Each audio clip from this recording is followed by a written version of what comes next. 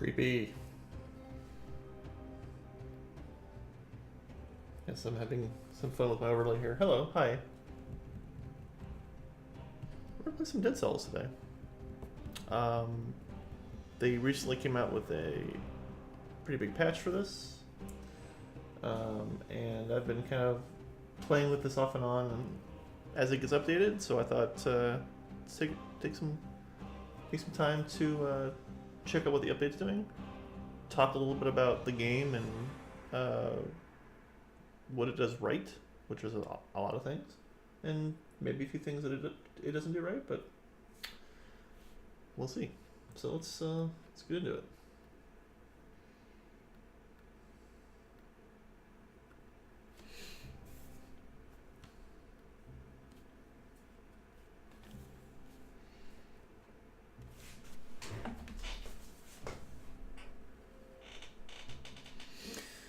Alright, so Dead Cells. Start from the beginning.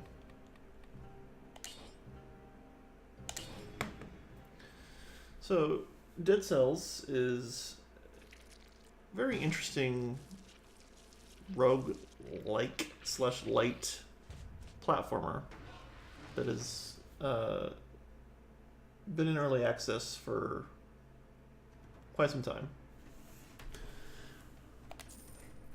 And what's been interesting, just from a development standpoint, is how unafraid the developers have been to make changes to the game. And I don't mean like level updates and small content. They are very unafraid to make wide sweeping changes to how progression works, to how stats work, to how you obtain weapons works. And that's been really cool to see them kind of go through the design process and kind of watch it happen as it's unfolding. I'm gonna check something here, display wise. It's getting a little bit of terror. Maybe that's just decent. So yeah, so to see them play with the systems over and over and over again, this is like the 4th or 5th kind of really big update. It's update 7, but that's a big hammer.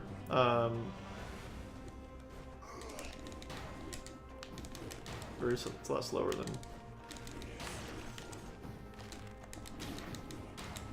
the one I'm used to.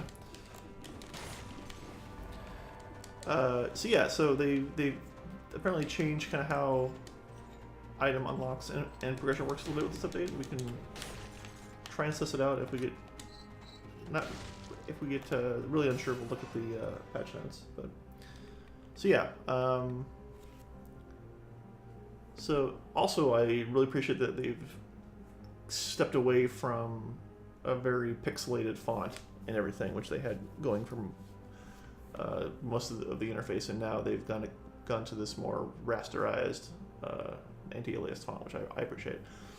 So yeah, they did this previous update where you choose a color basically, which will tell you the things that it will change in terms of your hit points, but will impact your items or give a boost to certain items. We're gonna go with one that gives us more hit points and boosts our green, because our hammer is currently mostly green, I think.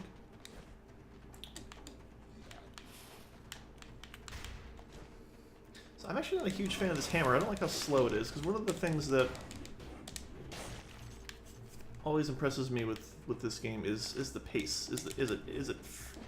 I like games that feel crunchy as an adjective, and this game does that. If you get a good sense of the controls,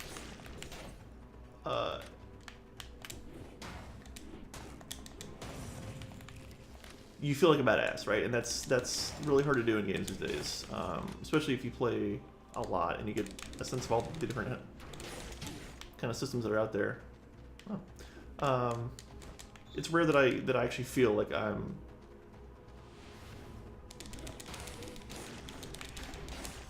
doing the, you know, it's hard to describe it, but essentially there aren't very many games that kind of communicate that crunchy combat to you as well as Dead Cells. Dead Cells does. Dead Souls is a different game.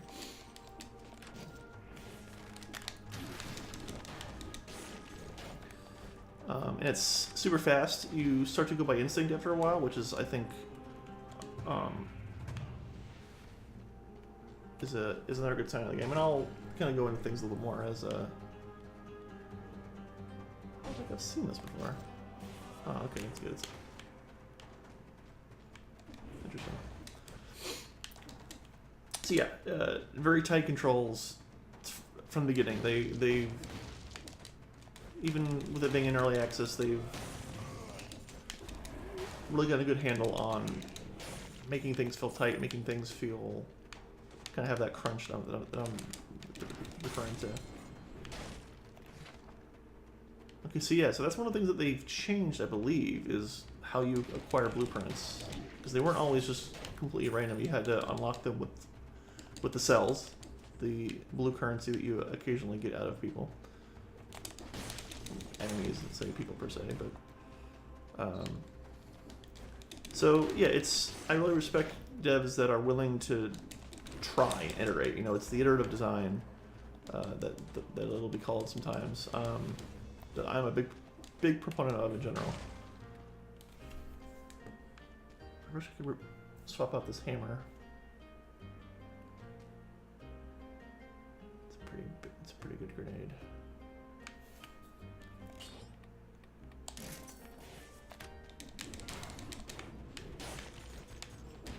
But yeah, like being willing to take risks is such a novelty. I feel in games today. You know, and being unafraid to implement a system that might not work. And that's what can be very compelling about games, and developers who aren't afraid to take chances with them.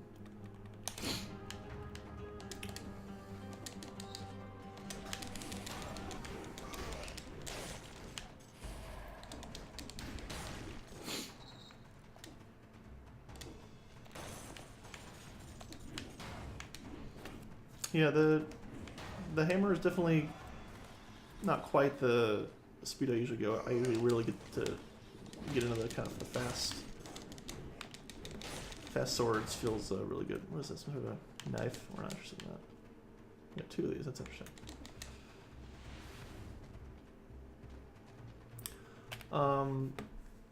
Also an example of a game. Oh, that's new.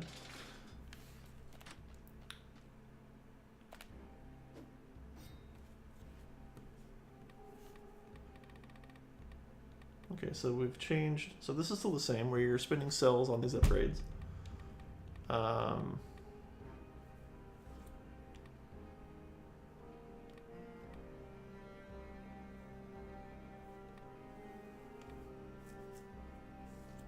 Interesting.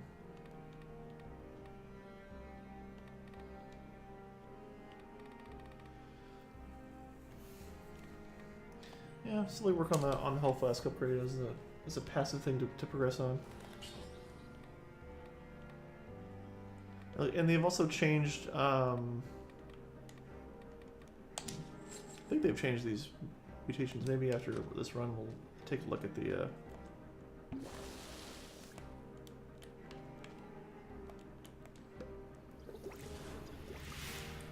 Take a look at the patch notes to see what they've done. I like these interstitials though. These are new.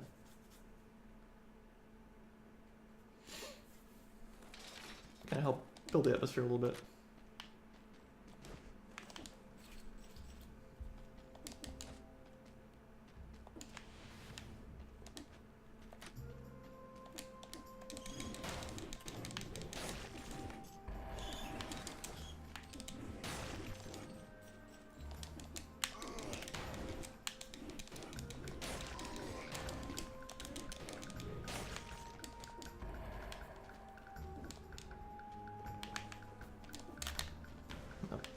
not go where we want it to go.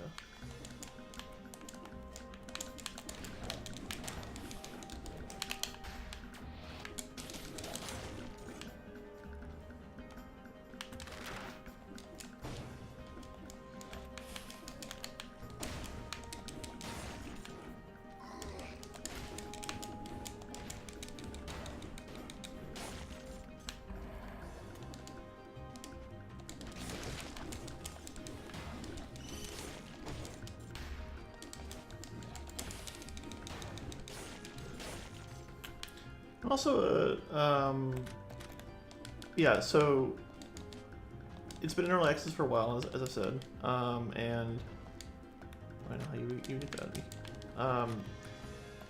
And because they've been so committed to an iterative design where they're happy to change stuff as they need to, you actually saw some of the kind of rougher procedural generation in a few levels where you would get like almost like this where you get dead ends, but because I still don't know what the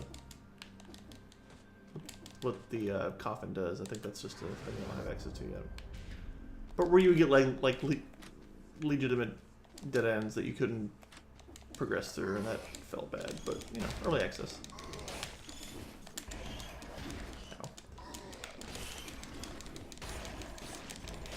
But, you know, it's also the kind of game that I really don't mind playing in early access. Not only because it does change so much, so it's a lot harder to burn out on it, which is my main concern for playing things in early access. It's because it is a lot harder to burn out on it, like, because it's not just being a roguelike. I don't know, it just feels fresh every time, especially as they expand things. Whereas something that had a major story, or that had content that you would consume only briefly, it feels worse and as a thing to do in early access.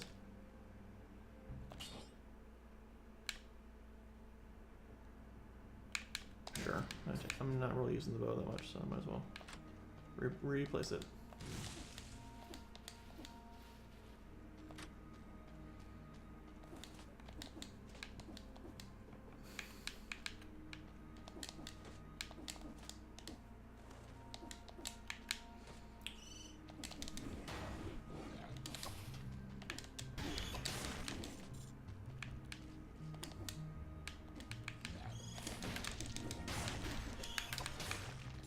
Very useful for those flying bastards.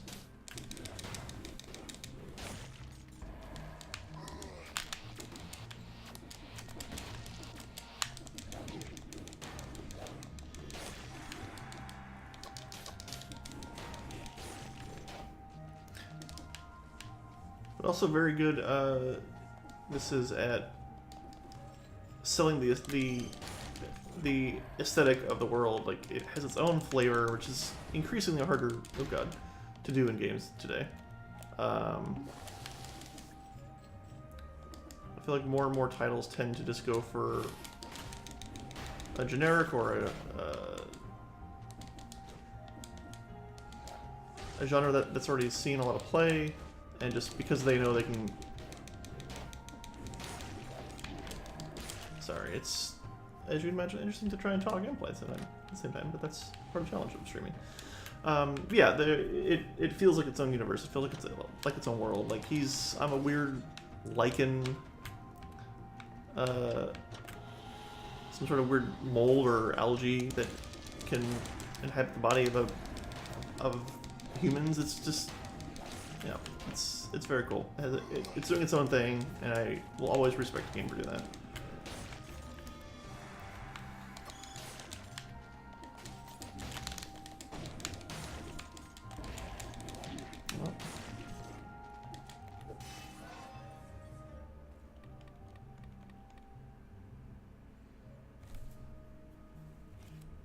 Kind of want the... that's fine.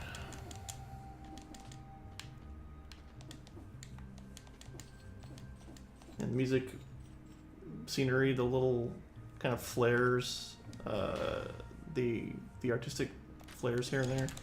It's very cool.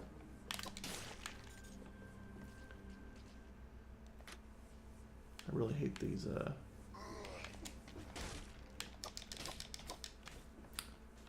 things that make them invulnerable. The little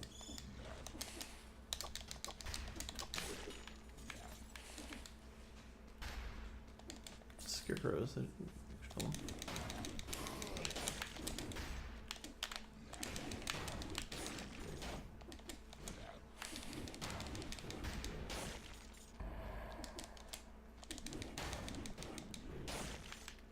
Almost have to take the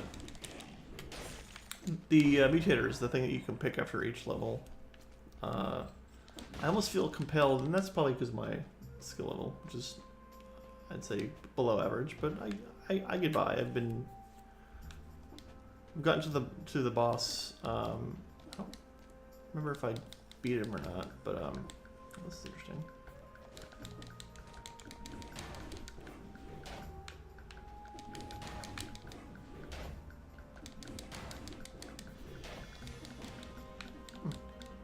Okay.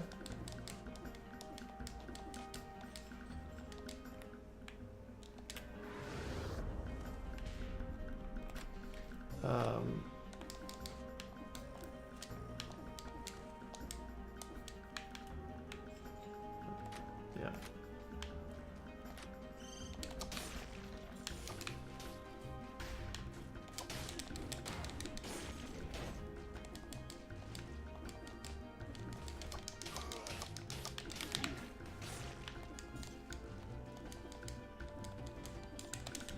Really thought they were dead.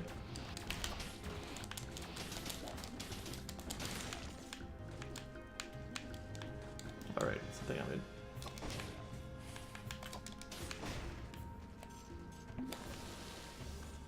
Right, so the mutators. Yeah, so, like I said, I don't do terribly, but I always feel compelled to get the one that gives you health after each kill, because you're constantly, especially in the later levels when it becomes increasingly difficult to get anything done without taking damage of some kind. I almost feel like it's a necessity.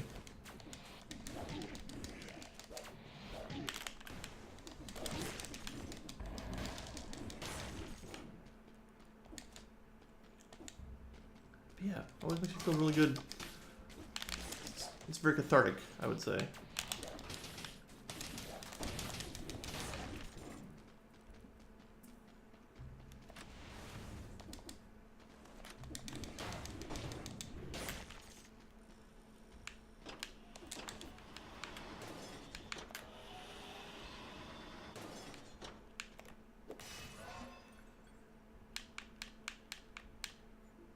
Oh, interesting though, it does tie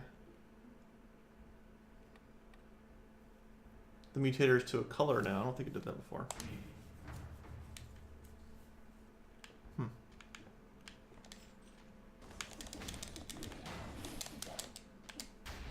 Alright, you can just do that. Yep.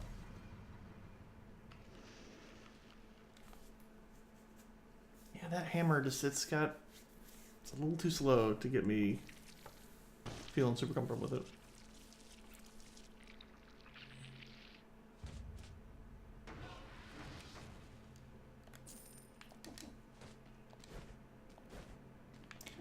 I mean, and also just visually and mechanically, this is very smart. Like, look at all the things you'll eventually collect. Look at the realm of possibility, as well as here are the things that you've unlocked so far. It's, yeah, this doesn't serve a purpose aside from being a cool thing to fly through. I can go see the things I've unlocked somewhere else. I don't need this to show that to me, but it's a very cool touch that I did not have to do. A little slower still, but that's fine.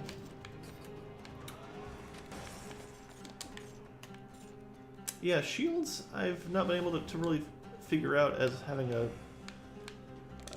very good use. Obviously, you can time it correctly. You can probably be very effective with it, but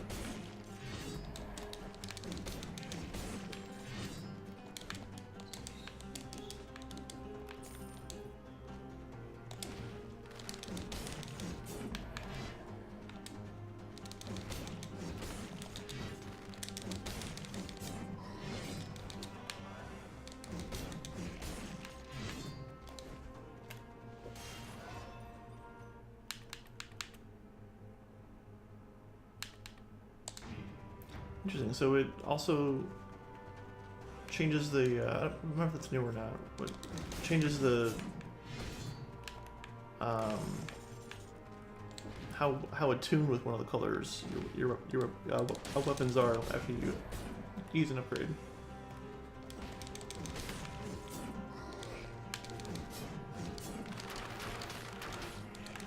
That's. It's also important that Dead Cells, I keep calling it Dead Souls. That's a Nine Inch Nails song. Dead Cells does is it feels fair. Usually, like 99% of the time, it feels fair. Because almost everything is telegraphed that needs to be, but not in a way that gives you so much time that it feels inconsequential. And you know, almost always when I die, I'm like, yeah, I respect it. I'm like, I agree that I should die there. Yeah, I'll pay $1,000 to see what this. Yeah, I think I prefer this.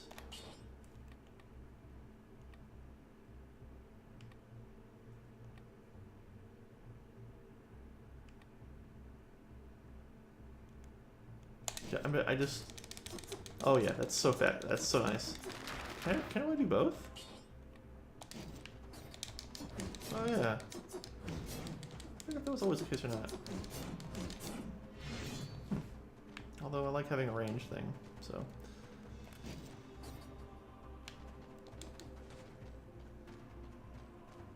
Although I had the upgrade for the.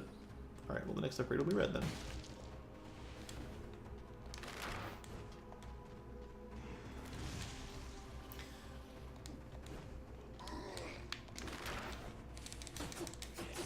Just so much. Just snick your way through things.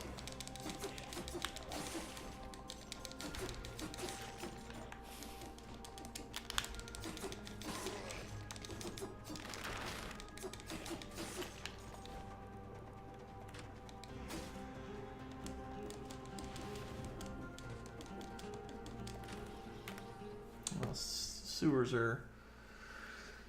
As one would imagine, unpleasant.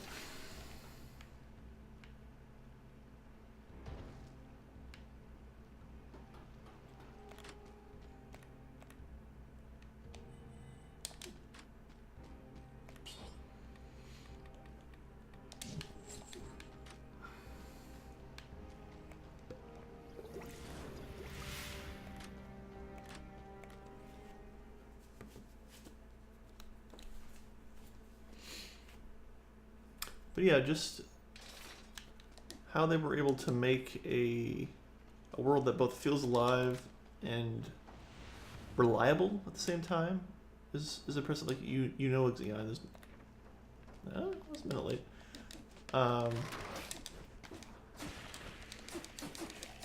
It's very hard to do. Suffice to say, and doing so within the confines of a roguelike /light is even further impressive.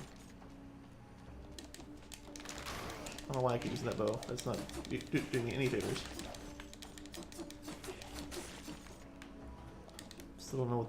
I mean, I could look it up what these little sarcophagus rubbins do, but.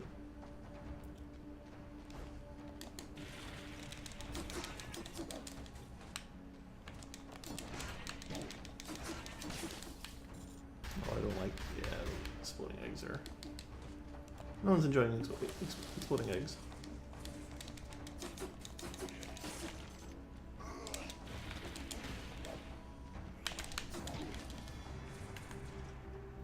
wish I had a grenade or something. It's just feels awkward to try and do without some sort of.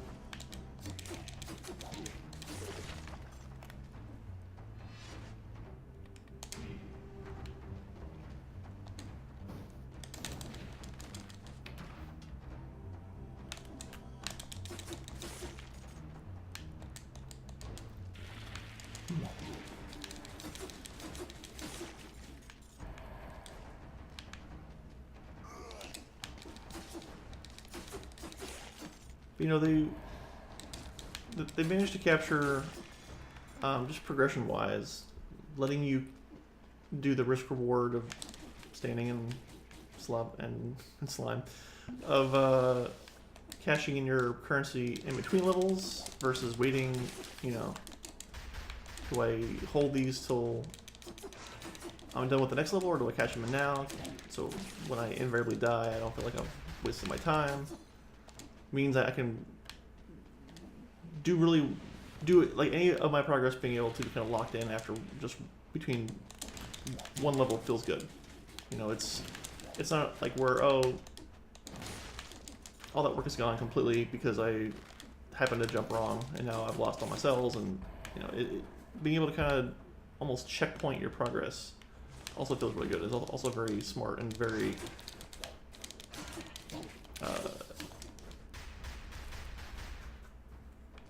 specific decision that they've made.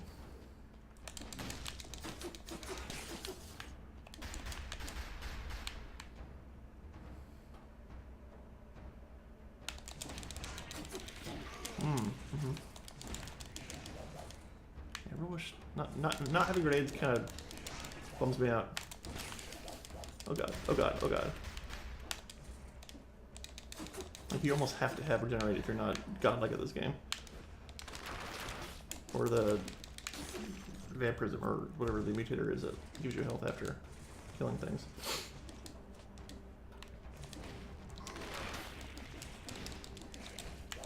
I'm not a huge fan of things like crawling out this early, but like just suddenly appearing feels kind of bad. But what are you gonna do?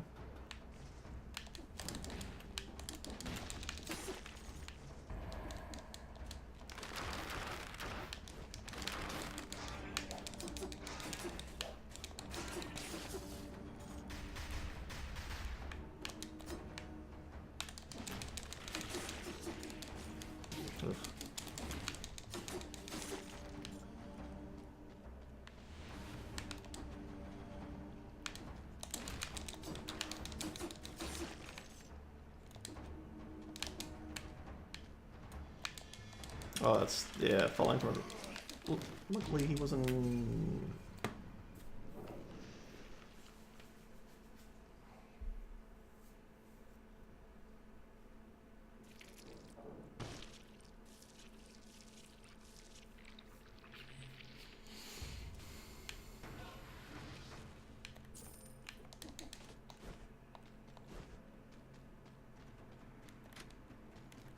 Hey, it's my old friend, the sword.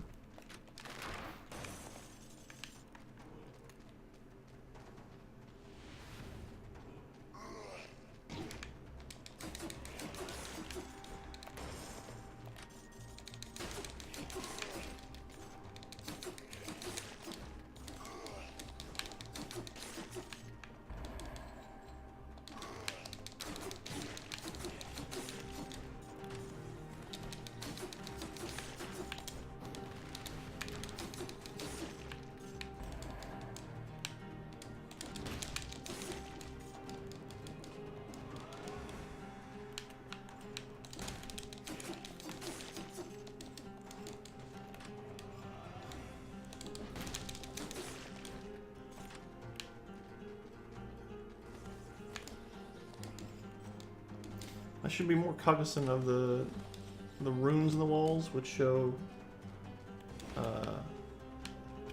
potential pickups. I just get so enraptured in the kind of like the one I just landed on, the kind of fast gameplay that I start to forget to look for them, and I miss it on health and jewels and whatnot, so I'm gonna try to be more cognizant of them.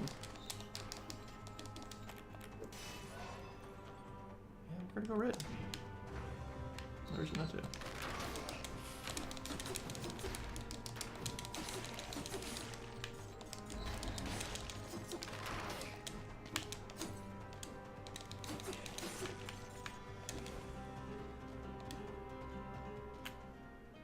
Yeah, happily pay for a grenade.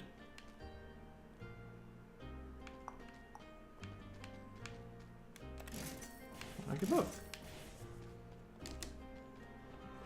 Grenades have definitely felt stronger than the traps do. Watch me get a grenade. No? No, I'm not. The shoes and the shields, I've been unable to really get a good feel for them. So...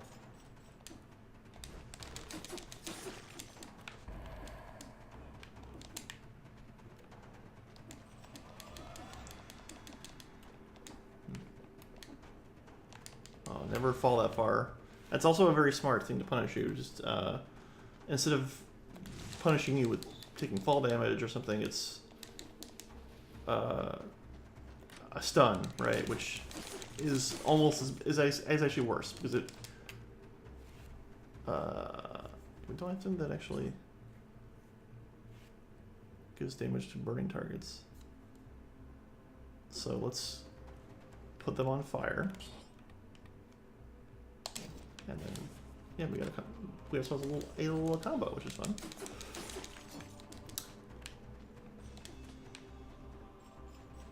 Yeah, the stun is so much more punishing than any fall damage would be.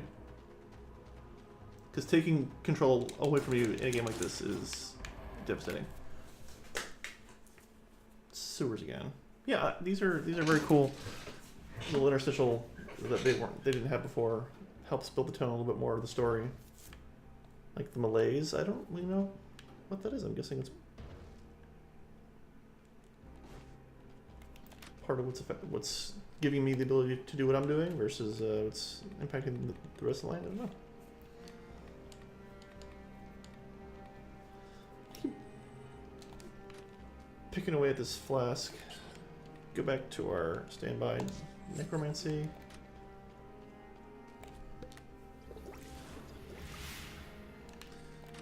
And continue to the sewers. Yeah, there's just so many sharp decisions on not every axis. What are some things that don't feel great about this? Some of the environmental stuff doesn't feel, well, particularly great. And that could also just be a product of them tweaking how things are getting generated, but there were some levels, like in the ramparts earlier or later on, that just felt like he was asking me to do something other than what I've been doing the whole time. That's not smart. And that always felt awkward to me. I haven't gotten that far in this new update yet, so I don't know if that's been improved at all. And I mentioned some of the other procedural stuff that felt kind of awkward in previous versions. That's pretty effective.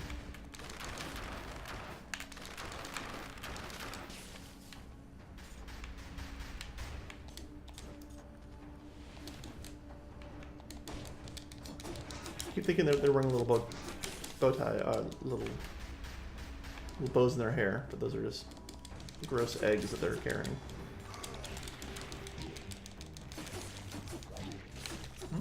I didn't see how that was playing out there, but right. So left first and right.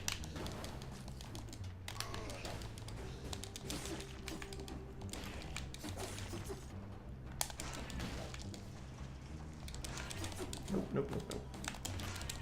I think those take a lot of stun damage. Yeah, we're getting. I like the new blueprint drops. That feels good to just find them and not only be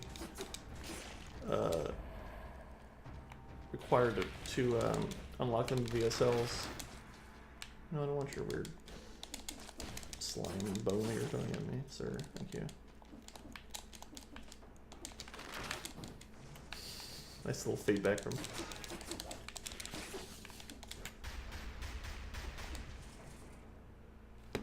It is the.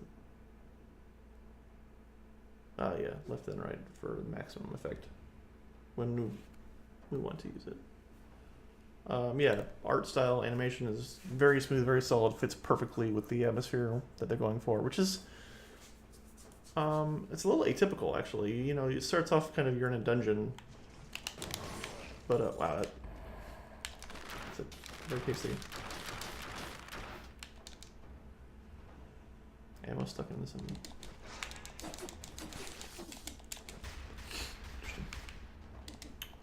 Yeah, it starts off in like dungeons and whatnot, but then you're in cool castles and ramparts and stuff.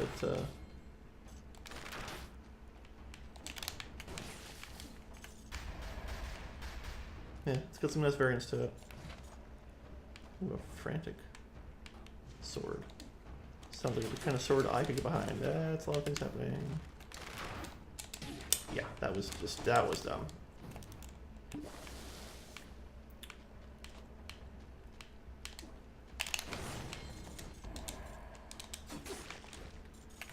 I'm just getting all sorts of blueprints now with this new system. Might be catching up because maybe I didn't unlock as many things as I should have playing through the earlier system. Don't know. I'll certainly take it. Oh, right. They don't get cashed in until you get home. Okay.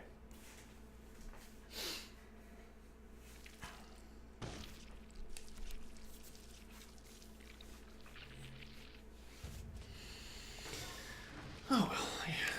So it goes.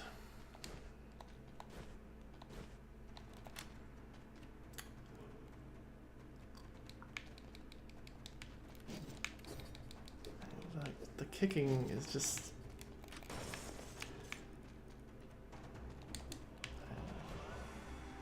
Well, this will give us a chance to try and understand it. I mean... If I have a choice between a sword and a foot, I'm gonna go with the sword.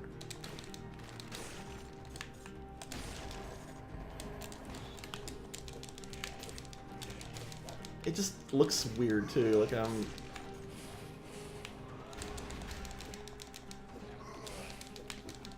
all the things that I enjoy about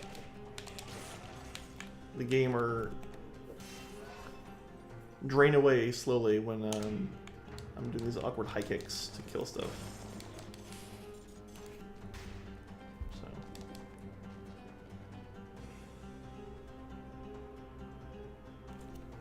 Seeing why you breeze through the start round bosses. Why is that, Brass Kiko? I don't quite follow.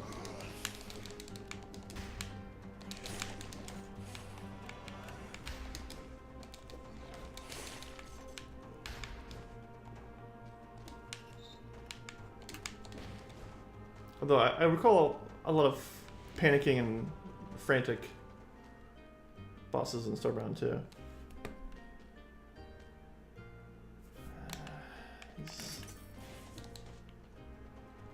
Oh yeah, yeah. Definitely, the devs recommend a controller, and I would 100% do the same for this game. Just the flow is so strong. But this kicking though, feels real awkward.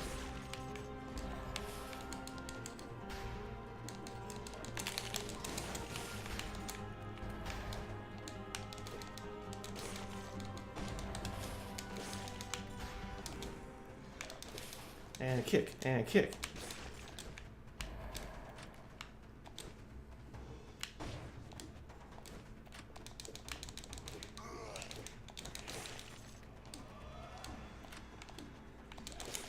Nope.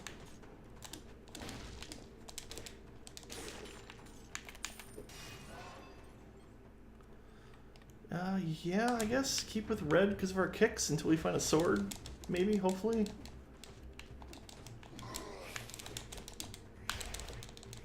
More traps. I'm looking for...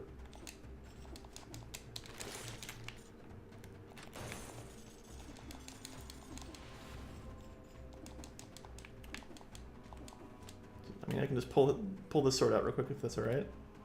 No, I can just. It's right there. Okay.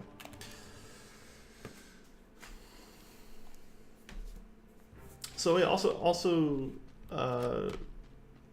not just procedurally generated each level, but the order that you do levels, or the order that you encounter levels, is also slightly randomized. Gotta go with necromancy again, almost essential. It's kind of when they would change those up with this update.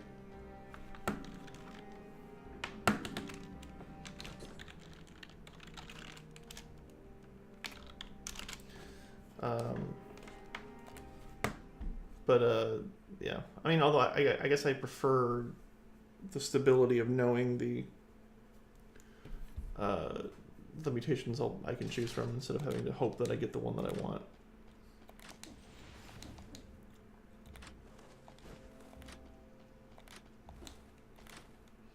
Kebab.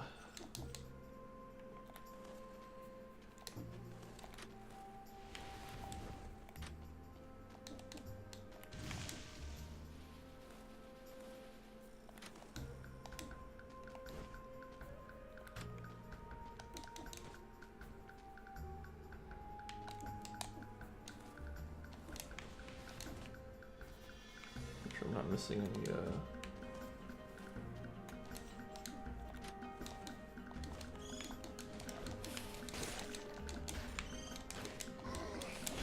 stand there while I kick you, please.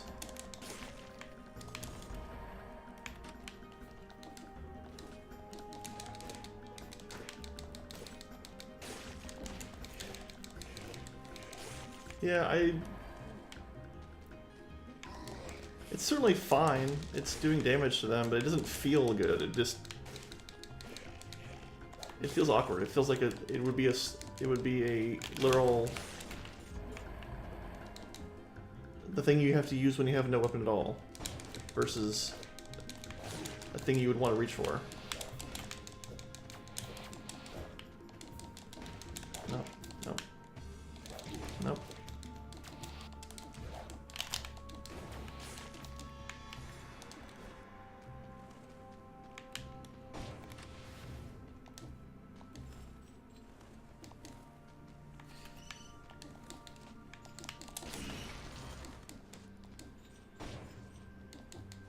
Yeah, I don't know. At least the shield I can kind of start to get my head around as to why you would use it, just to get some control over a combat encounter, but shit, I shouldn't just sit there and let him hurt me like that.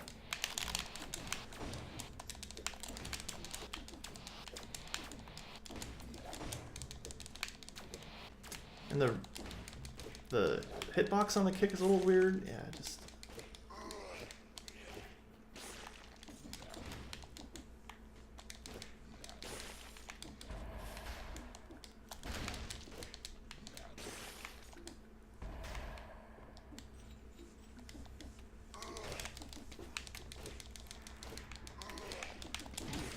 Ow.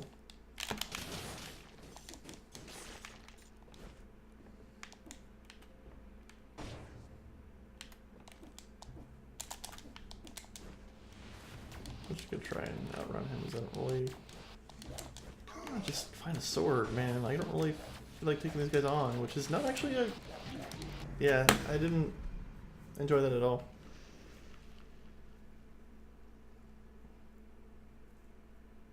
Like, if there was an upside to the kick, the sandal, I would understand it, but it just feels... It feels like I rolled bad. It feels like I'm being punished for bad luck or something. Because you literally have no weapon here, so these starters are literally your only option to start doing damage. So, yeah. I don't know if that's a choice, or they're still kind of... I mean, they are obviously ironing things out, but...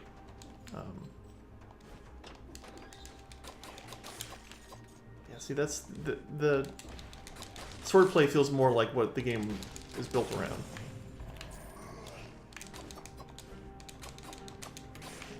And while I appreciate them striving for a variety in the arsenal, I think that's a miss, at least for me.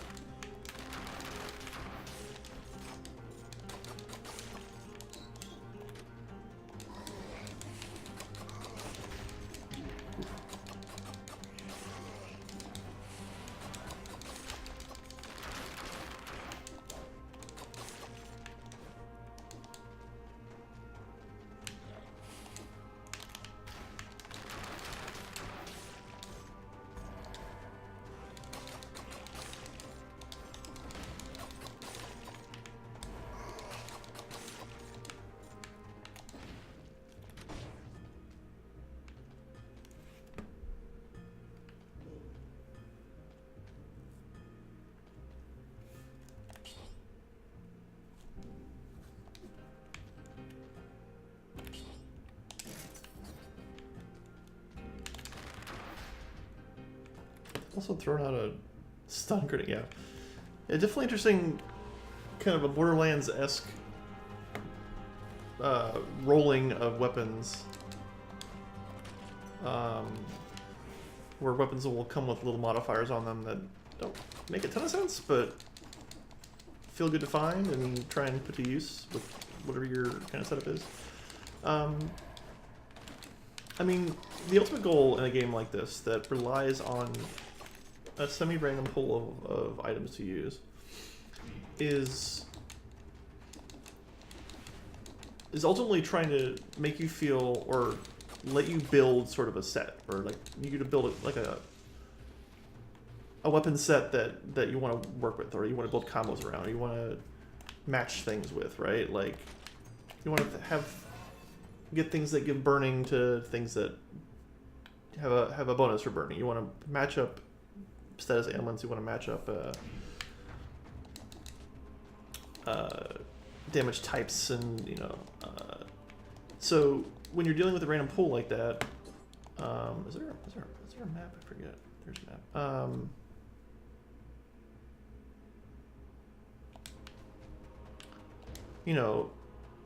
I'm not sure that this succeeds particularly well at that, because it is randomized, obviously.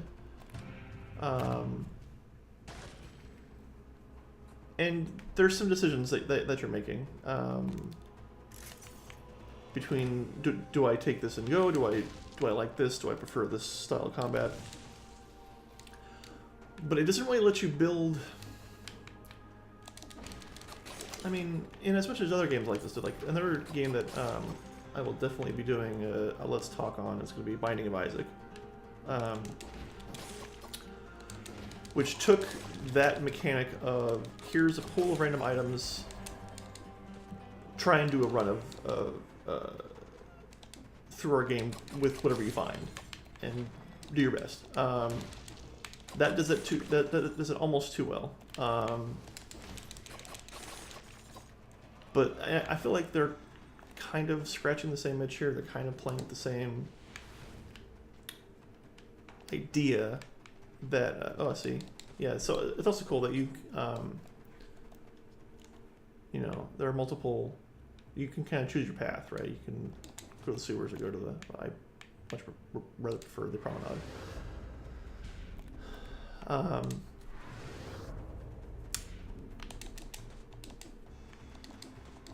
But in games like Binding of Isaac and other kind of roguelike-esque genre of games, things work a little bit better together. Here, I'm just kind of grabbing what I'm finding and just going with it. And there is some comboing. There is some kind of...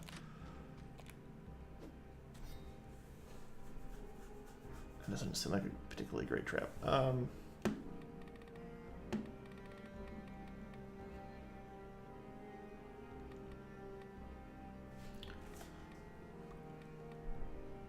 Keep working on our flask. So I don't know. It doesn't.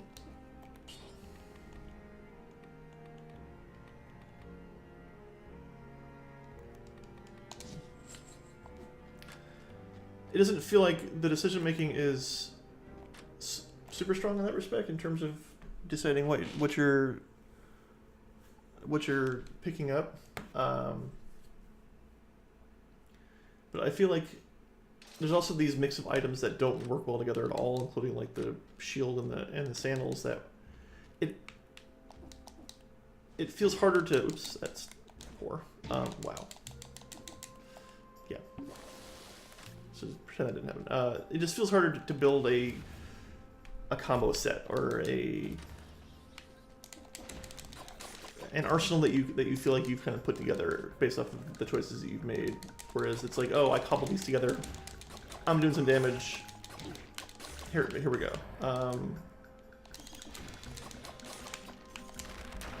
And if you're going for that, then it's fine. If you're going for do your best with what you find, that's one thing. But I feel like they have these hints of a game that wants you to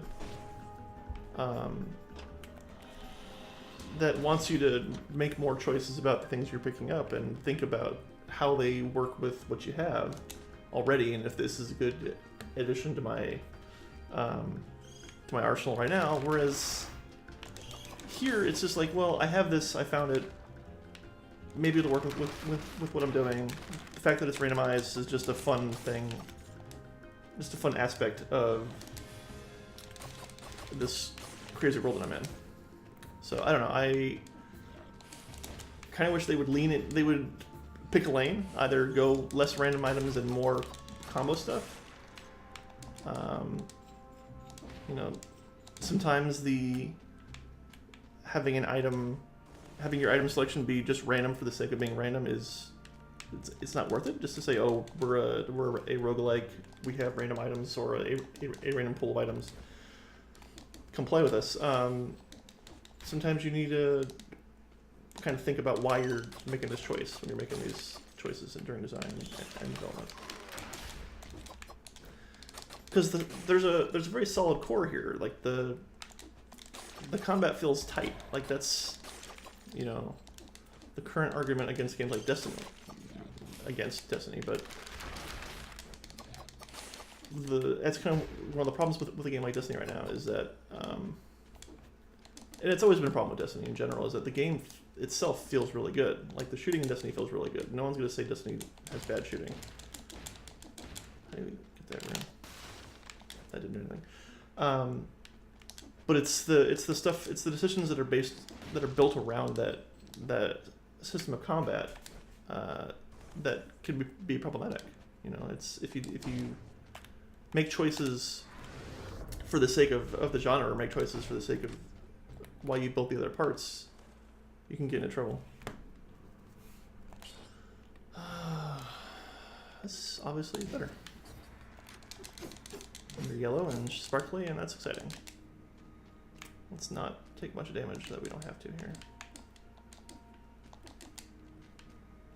He said, jumping awkwardly.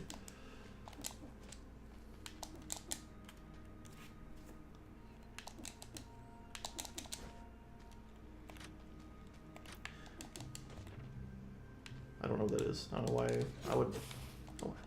No. Excuse me, sir. Were you trying to communicate?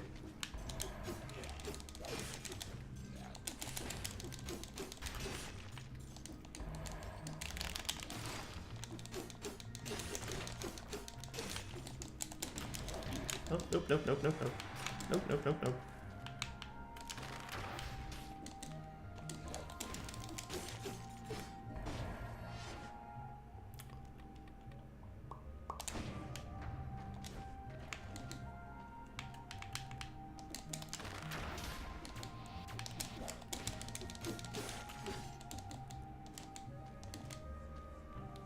Also, it feels good to just bash on the door.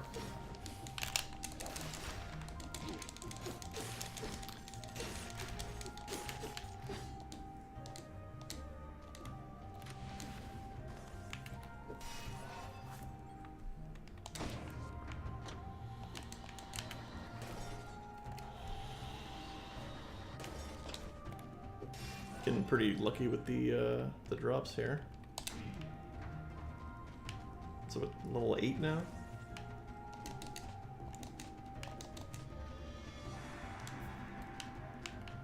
And there are still parts of this that you can see the random generation kind of peeking through, right?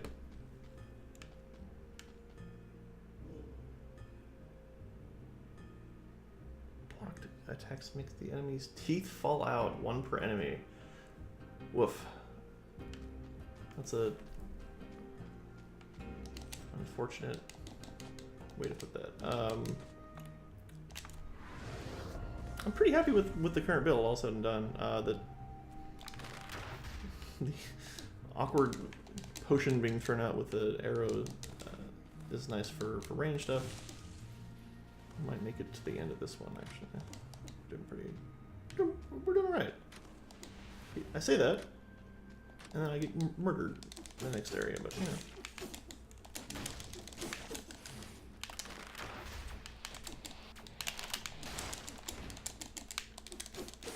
I don't think I've encountered the slow motion debuff before. I've definitely encountered the freeze debuff. But slow motion is actually a little more difficult because you assume it's a freeze. He's not. Don't mind me, I'm just down here. You assume he's frozen, but he's actually moving slowly, so you actually can take damage if you're not paying attention, which I wasn't. Alright, let's not change this.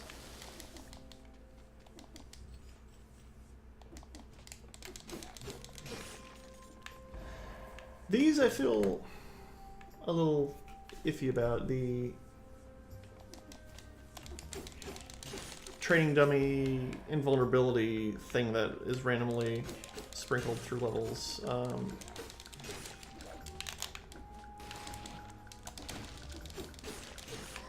Like I get why they're doing it. It's there's a couple here actually. I don't really want that. Nope.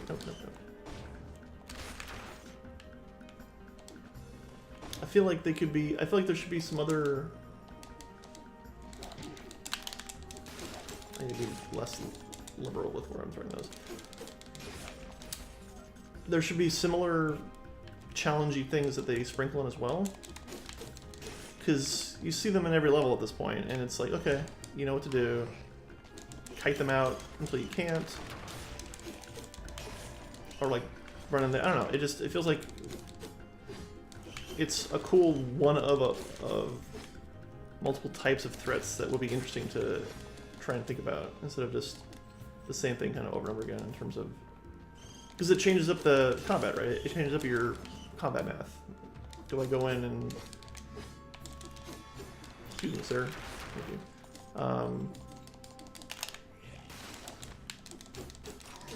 Like, yeah, it changes how you handle each situation, and that leads to making interesting choices, which is always what you want to do.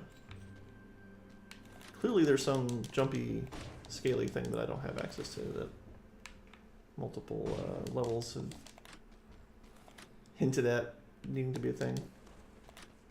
And here we are again.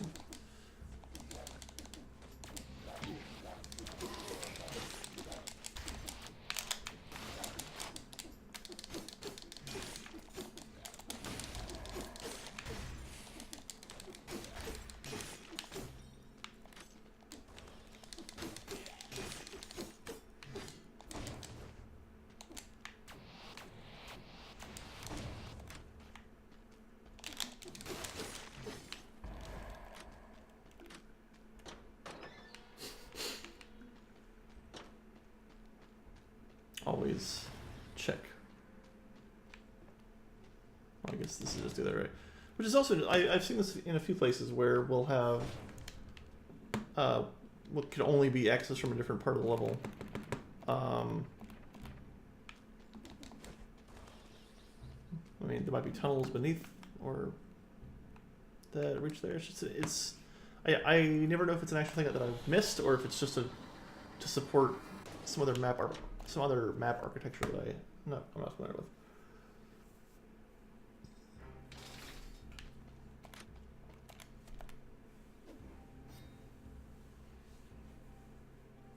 It seems nice to put some points in at some point.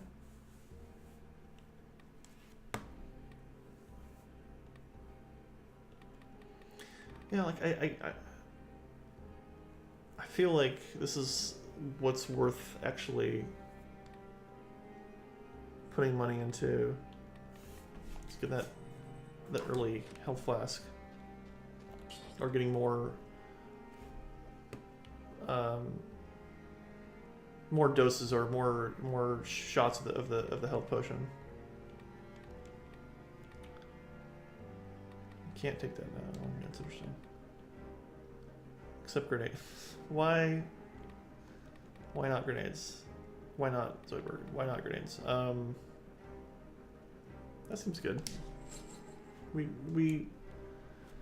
Yes, Dark Hacker Jack, I agree. There was a big update today, the Baguette update, and they've kind of tweaked some systems, so we're kind of checking that out. But yeah, I am kind of saying earlier that this is a game that I've been burned by a lot of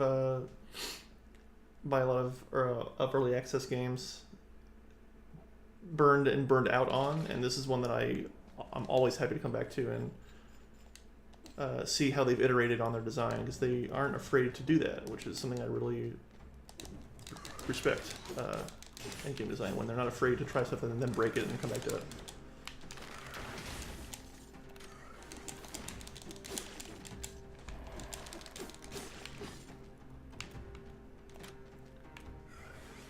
Oh, you're right, he can do that.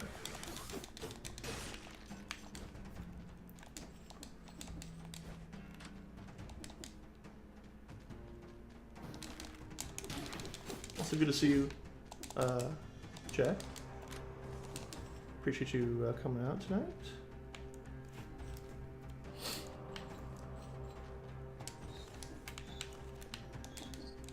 Yeah, that combo thing lasts quite a while. It's actually... I'm very happy with that mutator.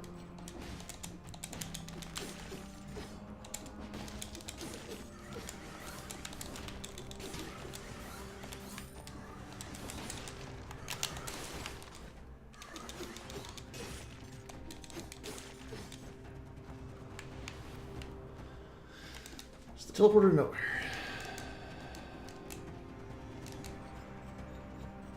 Yes, all my PC gaming is done on my PS4 DualShock.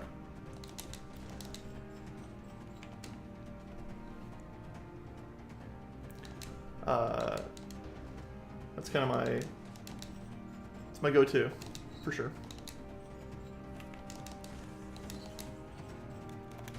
This is my Destiny 1 DualShock I got with the Destiny 1 PS4 I bought when that came out.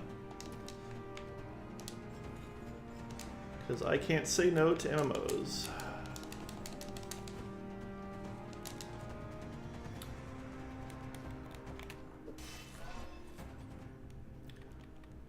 Yeah, I gotta keep up the brutality here, as it were. Oh. Just slow things down up here.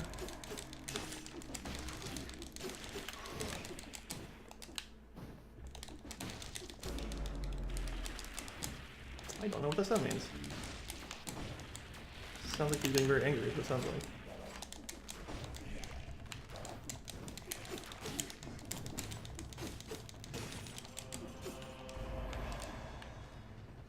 Alright, that's a little terrifying, but that worked out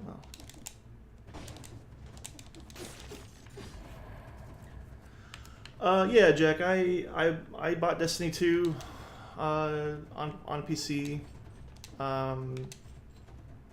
I was Destiny 2 is such a complicated topic, and I was kind of talking about it earlier, where it's another example of a game that is very good at its core job of, like, it's like shooting in Destiny 2 feels amazing. It's Bungie, they know how to make a shooter, and that's very, very clear in Destiny. All the progression stuff around it, you know, they had issues with that in the first one, that Taken King kind of corrected, where it felt a little less like you were boxed in, and there was more interesting things to do, and the end game was a little more varied. I really enjoy shooting in Destiny 2. All the levels look amazing, but I found it hard to come back to find a reason to come back and play it. To be honest, I've heard that I actually heard some mixed things about the new DLC. One of the headlines today was that they were using campaign levels as strikes just to save time on development. And you know, reusing map geometry is not unheard of. It saves on development time, and if it's done well, then there's no problem with it. But I don't know that I want to invest in Destiny anymore, which is, I don't know. If there's a lot of buzz about it, I might come back to it to check it out. But as of now, I'm a little ho-hum on it.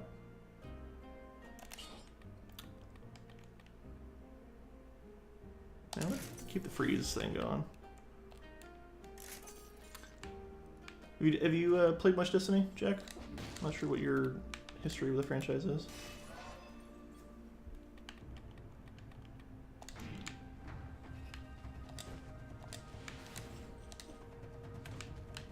Still don't have the thing that deals with these sarcophagus weapons. I'm sure there's a thing I unlock at some point.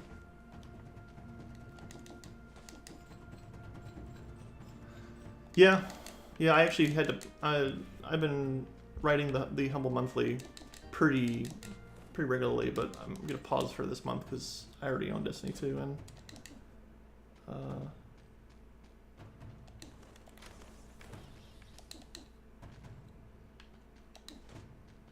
yeah, same. Enjoyed the first one a lot. Hit 30 and 2 and stopped. Yeah, that was very similar. You know, and this was supposed to be, you know, the problem that 2 was supposed to solve over 1 was that it was supposed to shorten the developmental pipeline for making levels significantly, right? Because they had to bake the levels so significantly in the first one, whereas that limited how fast they could put out content. Here, this was supposed to fix that problem. I don't know. I feel like what you need to do to build and keep a community in a game like Destiny 2 is it's around the events. It's around not necessarily tons of DLC. Like you don't need to do that to maintain a community, but you do need to keep it fresh. And I don't know that they're able to do that. Is this the boss? No, it's not. Okay, good. So yeah, I've been kind of underwhelmed. Like I don't know what the business plan there, what the model is. I mean, it's not worth really getting into, but I was quite disappointed at the lack of bridge between 2 and 1. I know they had the stuff with the books and you could get the banner, but it would have been nice to at the very least have some sort of way to bring over your characters or some of your progress, or I don't know. It just felt, after all the, I say heartache because it's just a video game, but kind of the time spent on the first one, that it's just like, you know, go by the second one. Thanks for the. Wow, I'm getting. Anyway, I wanted to get to in the woods about Destiny 2, but yeah, it still feels good to shoot guns in that game. You know, the loot chase. If there could be a Destiny shooting with Borderlands loot grind and loot loops, I would never stop playing that game. And the strong writing of a Borderlands, because writing is not. It's also not why you come to Destiny. You know, the story is fine. Yeah, exactly. Yeah, when sequels trash all the work you did, it feels bad. Mass Effect definitely, I think, is still one of the strongest examples. And Dragon Age 2, I mean, it's the same company, so no surprise, right? But it's rare to feel like your time is being respected in games. And not just from this is not like from an entitlement standpoint, like I am entitled that the developer should, you know, value my time or whatnot, but when you're making, especially in a game, a story-driven game like Dragon Age and Mass Effect, where you're putting so much time and effort into the decisions, and you're connecting with the characters, and you're invested both emotionally and time-wise, to have that pay off. Even with Mass Effect and its awkward way it handled the third act, it was still design-wise and on paper it was a very cool thing. And there are huge fans of Dragon Age. I've been a little cold on the Dragon Age series, not from any fault of it. I suspect. I've heard really good things about the story and the branching and how that can be taken through the various series. But yeah, just so much time put into Destiny where you just feel like, oh, you can add mutations now with cells. Yeah, it's nice to have your time respected, and I think is the ultimate sentiment there. We're gonna keep putting cells into the flask. Dragon Age gameplay is pretty weak. Yeah, that was kind of my issue with it. That's why I bounced off of Dragon Age, not because of this, like, the story. I like their kind of gritty fantasy, and the framework was there, but it wasn't that fun to play for me. Like, you know, I felt like it was trying to, because it's, again, all the same company, BioWare was trying to harness what they were doing with like Neverwinter Nights, and which is, I love that game. I'm definitely gonna stream about that game, and talk about it in the very near future, where, you know, you're doing RPG style combat. In the case of Neverwinter Nights, it was D&D 3.5, but where you're harnessing an RPG mechanics around, like, party tactics. And yeah, I never felt like I had it was never fun for me in the Dragon Age games. I was more like, okay, let's get through this so I can see what happens next. And when enough of those battles happened, I kind of tapped out. But I hear really good things about the story. People get really into the characters, and that's worthy of note, even if it's not a game that I enjoy playing, that people get into the story and can relate. Okay, so I think this is a boss fight. Yep. Alright, so let's not heck it up here. Okay, so let's, rolling is good. We're on a bridge. Alright, I'm gonna not talk and try not to totally embarrass myself here.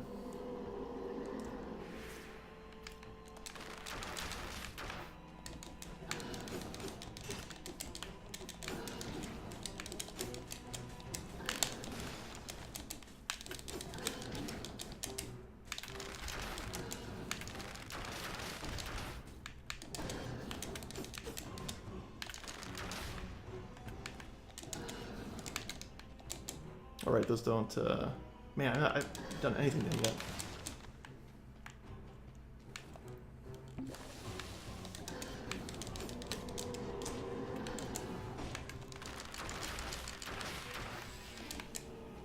Right, it's like a pain feel of some kind, yeah.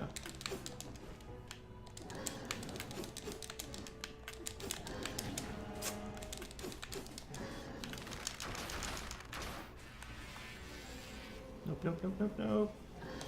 Yeah, I don't have this slow this guy down at all.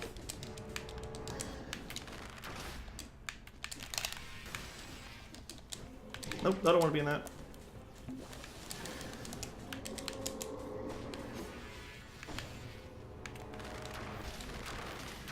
Oh, right, the fire on the ground.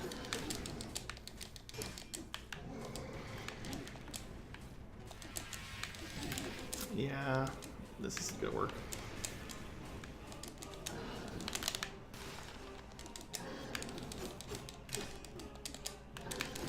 Yeah, I keep taking his animation as a excuse to go in, and he just turns it around on me.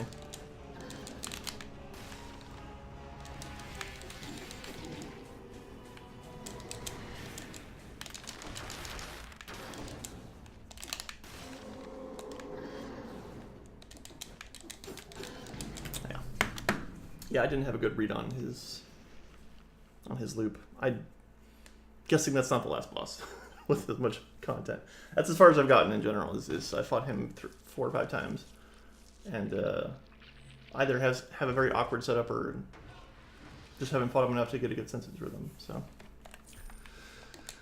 but onward and upward, we get to push our face through all these beautiful glass jars. I was saying earlier too that that this is a very smart thing that they didn't have to do, is that show just like 1 HP. Yeah, I wasn't doing a whole lot of damage despite having a pretty high level brutality. It didn't seem like I was making very much progress, so I don't know. Yeah, but this is a very smart thing to display all the things that you have and that you can't have. You know, it feels good to see it. It feels good to fill it up, and it feels good to run through it like you're running through a field of grain. And these are all your precious accomplishments. All right, so we get the broadsword as a random. Nope. A little heavier than I like usually, but shrug.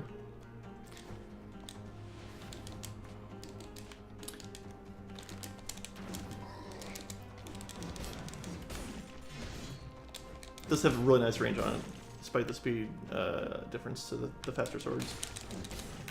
And it feels very crunchy to get in there, that last part of the combo.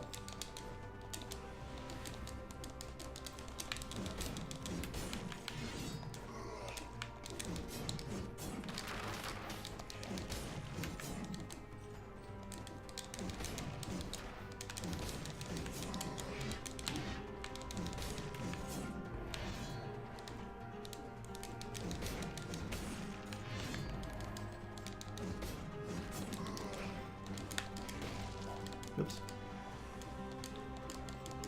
It looked good at least. Only dodged so many things!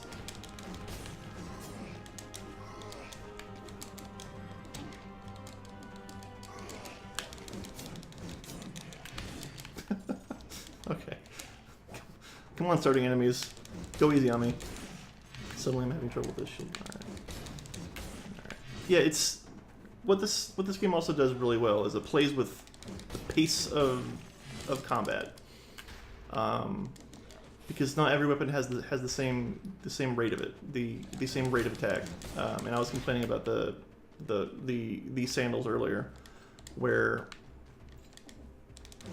I definitely really appreciate it. I definitely like each weapon feels differently, right? It feels different. It feels. You know, the hammers and the broadswords are weighty. It takes longer to get attacks out. Kind of that same Dark Souls formula of, or even Monster Hunter, where you... Well, this is not a treasure.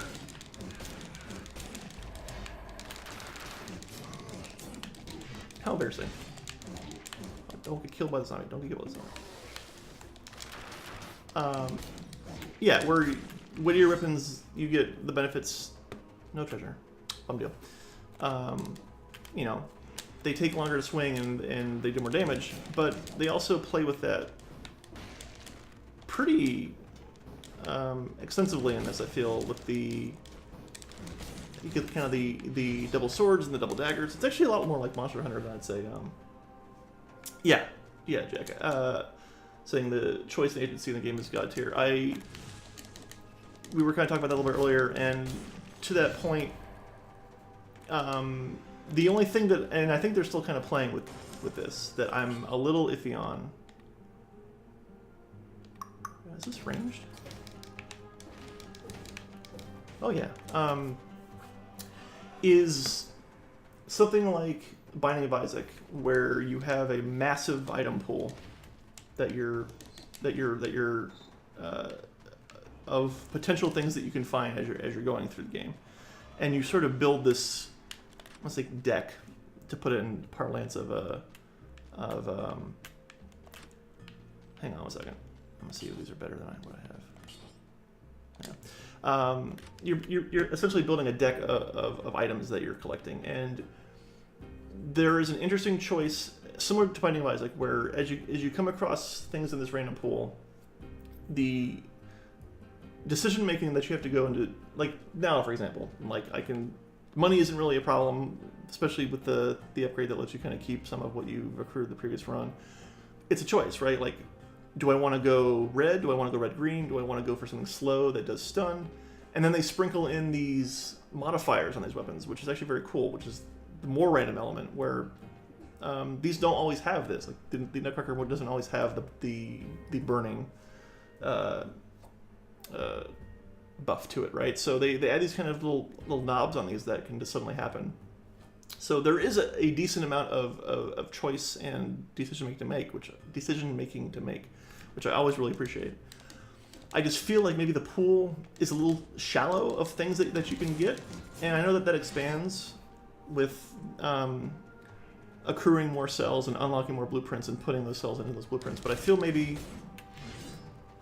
it could be a little deeper. I feel like the choices that I'm making are less about what's best for me versus what I just have access to and what I am comfortable with. Like, for example,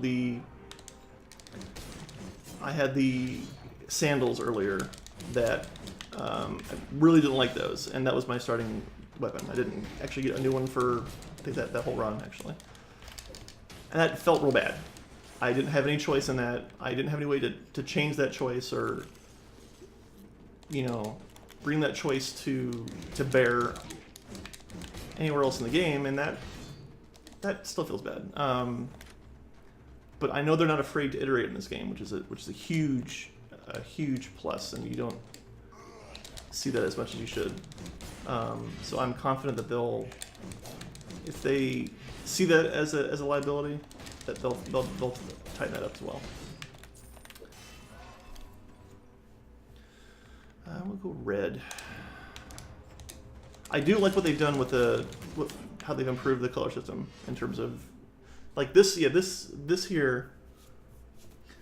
Yeah, the nature of the roguelike, right, is doing the best with what you have. That's the core tenet, right? Is we're gonna spit some random things at you. They may or may not go well together. Do your best. Off you go. And I 100% agree and understand that. I think I kind of wish the pool was a little deeper, and maybe some of the things that were less interesting were improved upon, like the foot attacks, the shields. I can understand the shields from a tactical perspective if you want to try and mix in combos of blocking and attacking, then I can get behind that. I haven't done too much with it personally, but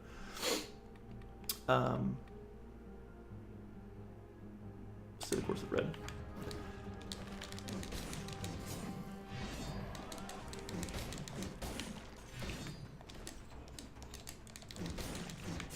Yeah, the cool little additive things that they do for the weapons that you don't know what sort of stat bonuses that you're going to get. They do burning, they do extra,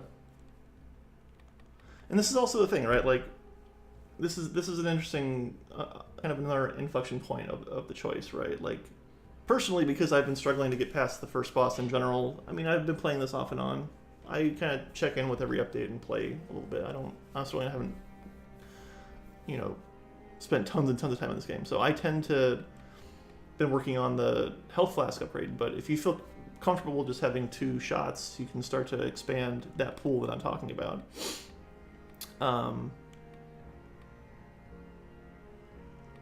But I guess it's also interesting in terms of the information that they give you here, right? Like, you can't really make it a super informed decision other than you're unlocking this class of thing, right? Like, you don't know the DPS. The DPS will change based off the drop. But I guess if you want to try and build a certain combo in your pool, it's really interesting. I do like that mutations are... I forget if that was a thing that was in the pool of things you can unlock with blueprints before. But yeah, like, the very roguelike thing of being able to pay for restocking and bringing even more gold over with each death is very cool. Constantly going with necromancy, just because I like to say take a lot of damage. Let's say.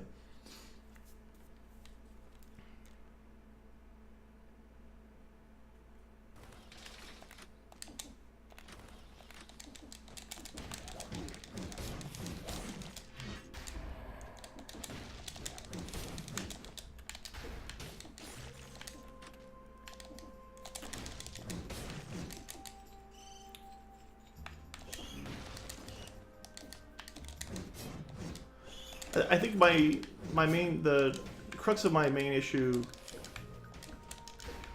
with the system as it stands currently is sometimes you can kind of not get kind of shafted luck-wise in terms of your choices, but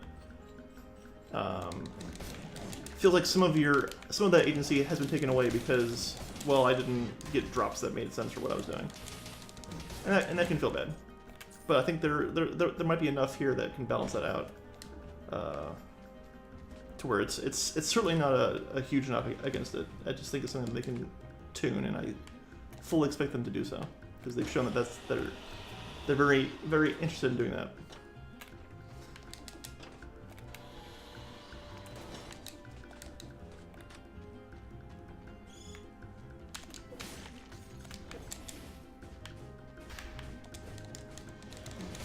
It does seem like they are. Whoa. They are doing more and more combo-y stuff. Things that look for burning, things that look for freezing status, things that work with other status ailments, and that's very cool. That helps you build that kind of combo arsenal that you want to work towards.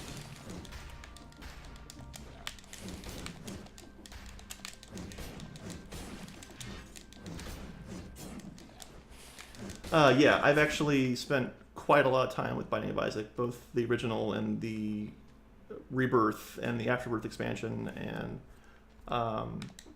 yeah, I got in a pretty deep hole with Binding of Isaac, and I would love to and will do a kind of similar Let's Talk About with that game, because that's a game that I respect from an aesthetic and a game design perspective. Like that does so many things right and went in so many weird directions over the course of its development in terms of what they added to the pool of items. So yeah, I'm a big proponent of Binding of Isaac. I'm not so much on his new game. I forget if Mugenics came out or not, or there was some other game that Edmund put out recently that I didn't really resonate with me.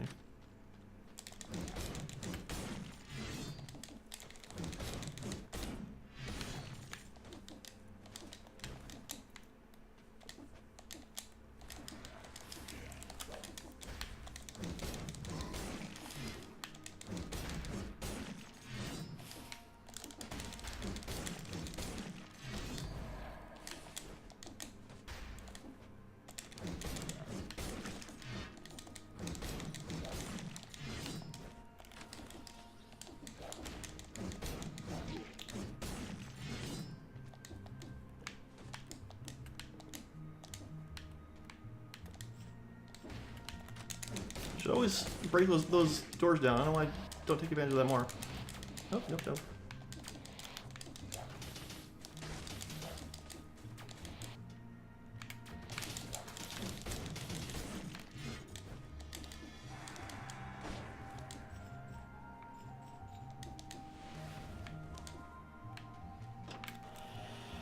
It's also an interesting push-pull in this title where. Hang on. Hold on. Yep, I saw that coming. There's a push-pull with, do I explore, get more cells, potentially get more items, get more upgrades, or do I just go? Mostly to chase, I guess, the time doors. Like, Yeah, it's an interesting risk reward thing, right? Because you can usually find the exit to one of the paths out of the map pretty quickly. But is it worth going back and fighting things and trying to find more items to further improve myself, or will I take damage from that? And it's a very cool bit of math to run in your head with each level, and I'm sure what that balance ends up being, I'm sure will be different for every player too. I think I want to try and explore more in levels that I feel encourage it, which for me are the first few, because there's certainly less chance of you getting overwhelmed, and more chance to find stuff in blueprints. And so let's follow my own. Also need to keep a better eye out for the runes, because I keep missing or not paying attention to runes, or they're not as common as they should be, or not should be, but they're less common than perhaps I give them credit for.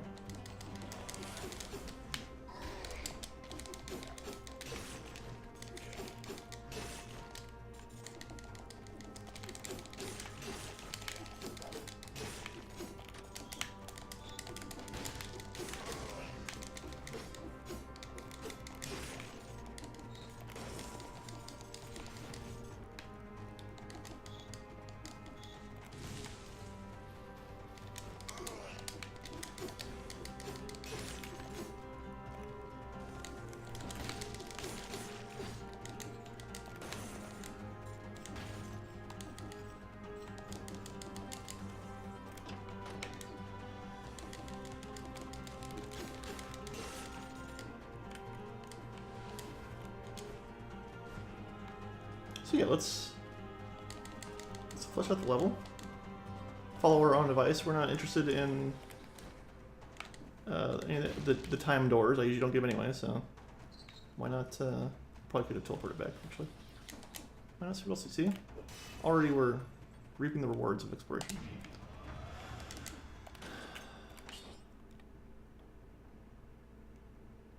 I really like the fact that these target nearest enemies. That has been a godsend versus the scary little bird things that can come out.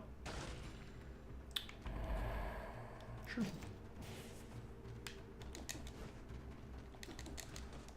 All right, Jack. Always a pleasure, man. Thanks for coming out. Good to talk to you as always.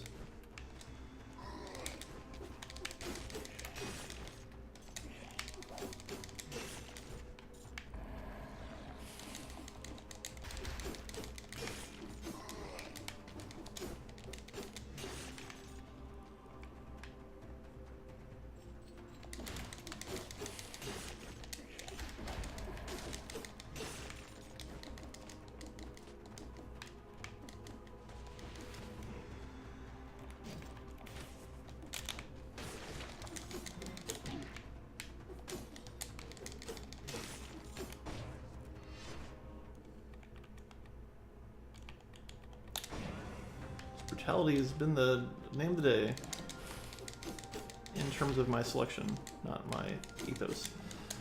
At least in real life. In the game, of course, it is. Oh, man. It's that bow again. How do we get bow? How do I get bow? There's got to be some... Oh, that's very clear how I get bow in that position. There's definitely been some parts of levels where I either feel like I'm missing a secret or I'm missing a thing that will let me get access to it. Now here's the question. I feel like the bow is actually not... Having the thing that the knives that automatically target stuff is actually pretty crucial in later levels, so we're actually going to hang on to that.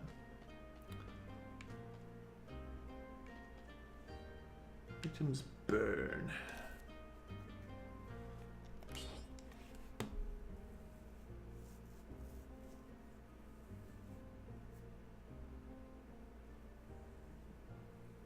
Okay, so a total of 66 I think we're gonna go for the wormy approach here. It's not an adjective you like to use lightly, but it's applicable here.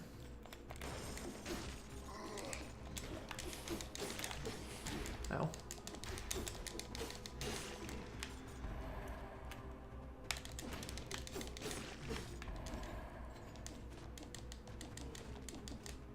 No, don't want to shield. No interest.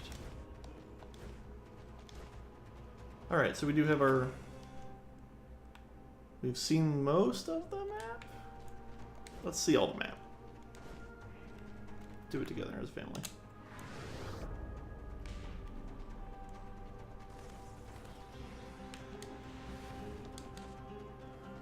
Alright, we've seen all the map. Mostly. Well, that's the starting area down there, so I don't count that. Okay, we've seen all the map.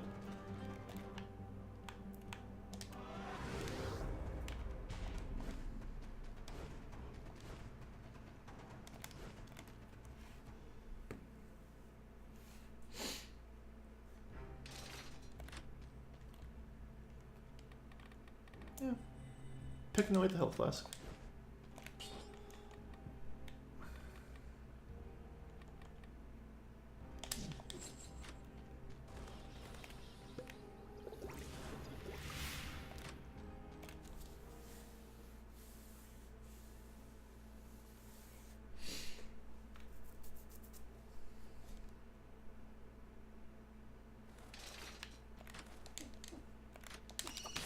Case in point, using the knives to effect.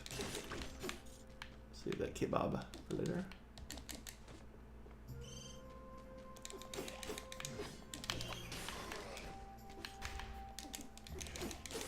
Does not hang about.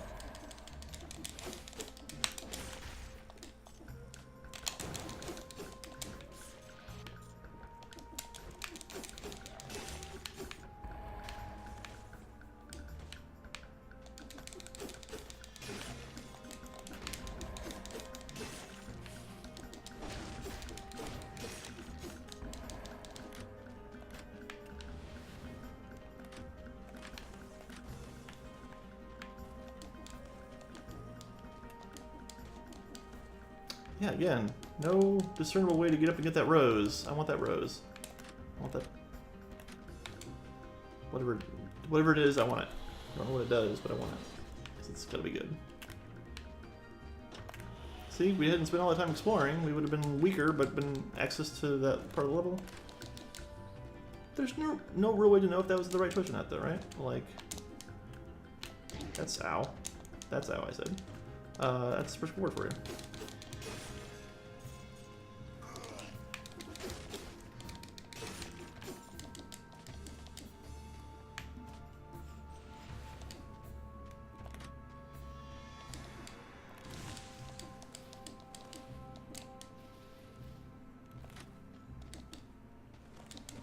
Birds flapping away. So yeah, it's got a very interesting motif. You know, it's desolate, it's decaying, but we also get these, you know, floating leaves in the wind and rays of light through the trees. It's a nice mix of aesthetics. It's not all doom and gloom. It's not, you know, the colloquialism of it just being a brown game where, you know, it's just brown darkness with more darkness around it. It kind of has a nice balance of kind of both tones.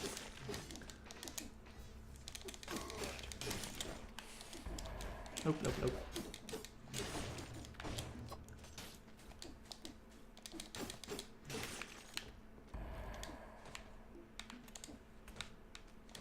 Nope, come on.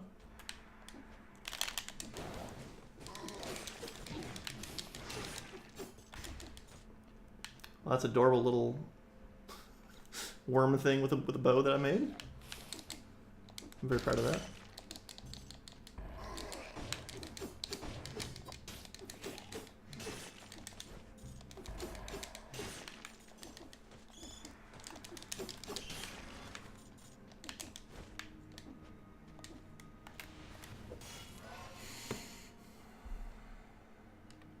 I mean, we want to You want to boost the health for the doing damage to things. Oh, we get those things first.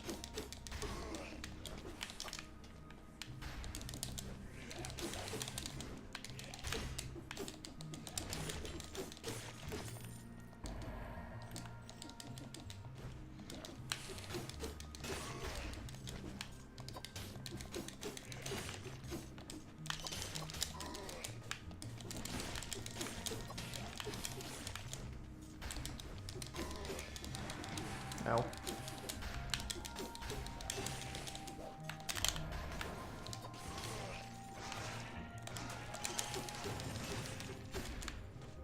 The secret kebab is here in the walls. Don't tell anybody about the kebab.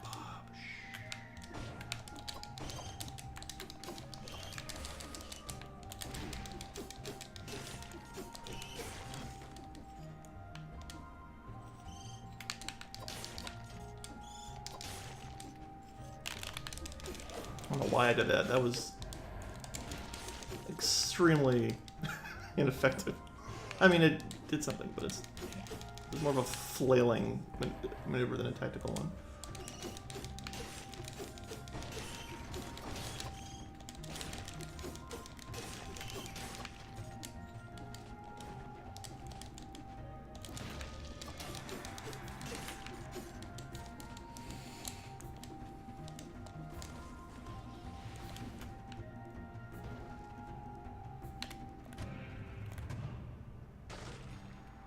It's a grenade.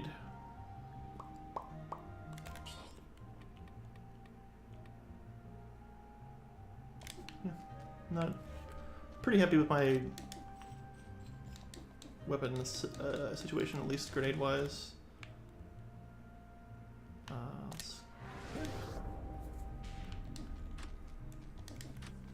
See, this kebab is less secret because it's just on the open. You just can't. I only like to eat secret kebabs. All this free kebab, free and open kebab are just not the same.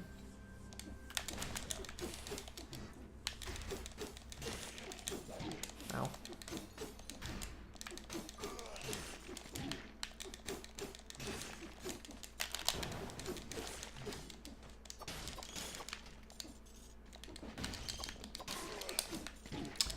You know, these guys, they're the entry-level enemy. They're on the first level, and I still get tripped up by their tell.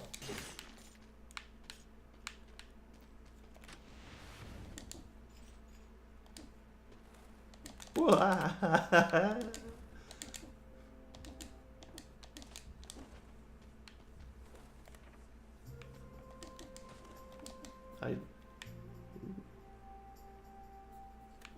don't know where I would get the gardener's key. I've not even seen a hint of a gardener's key. I don't know. There are some things that I feel right, because the idea is that you explore. Excuse me.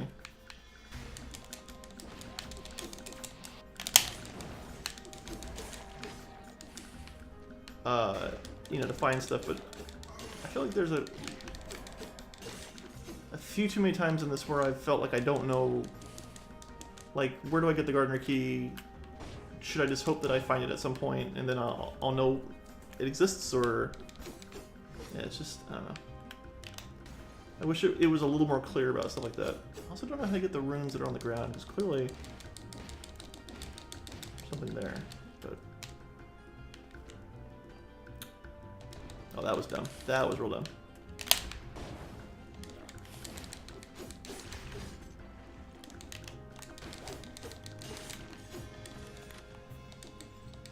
You know, and I don't want to necessarily want to look stuff up, right? Like, I like to.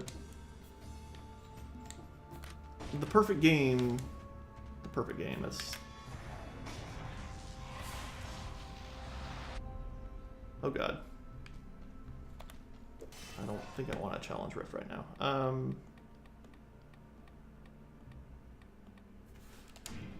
But a game that can communicate as much as it can to you.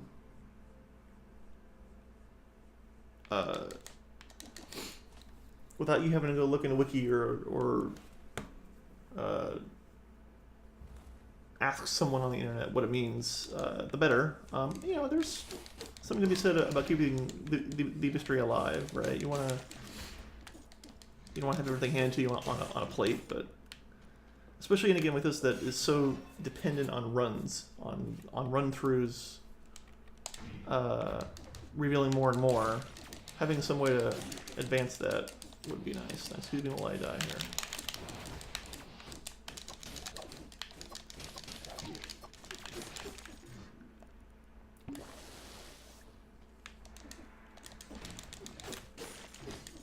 Like the gardener's key, like I've been in this level a few times now, and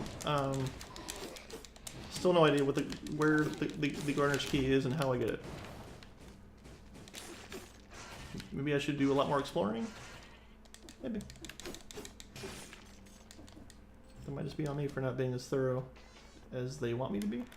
But I would kind of hope that after enough runs, eventually you either know what it is or how to get it, or what the plan there is. Okay, so I think this is just the end of the level. Yeah.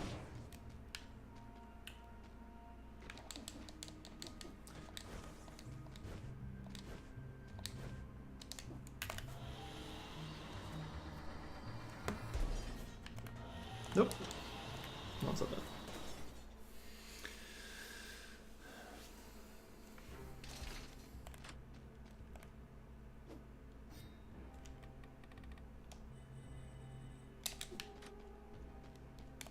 Definitely going for combo. Fill up the flask. And probably die in the ramparts. This will probably be our last run. Been almost 2 hours, and I feel like we got a good sense of what Dead Souls is doing these days. Talked about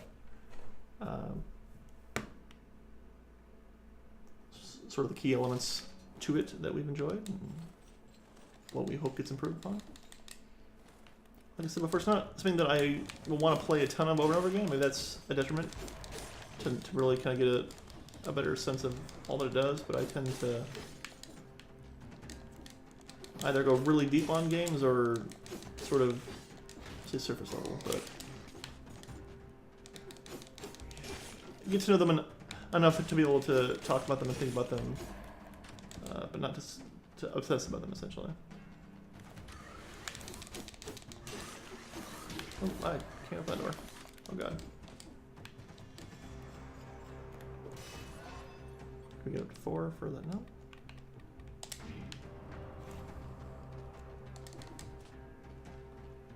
Oh, that's a cool animation.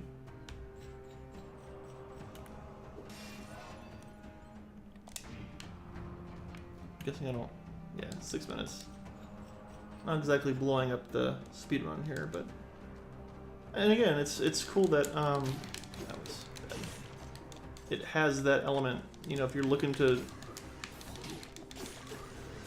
make a speedrun out of it and explore that. Bad.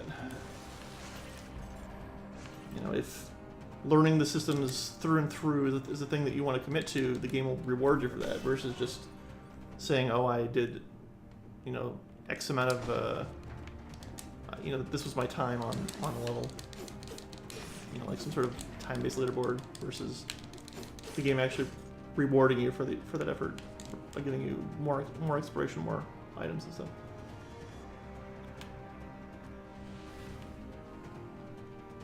I always get a little anxious these later levels, because you've accrued a bunch of stuff, you feel like you're doing well, and yeah, you don't want to lose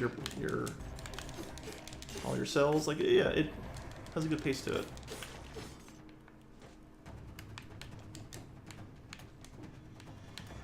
Also, luckily, if you plummet in this level, you don't die instantly, which is very gracious of them to do.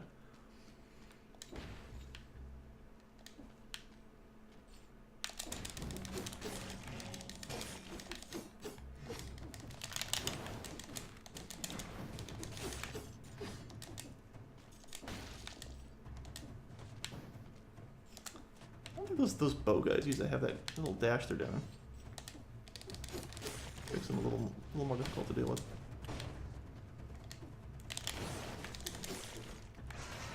Just my solution for dealing with shields.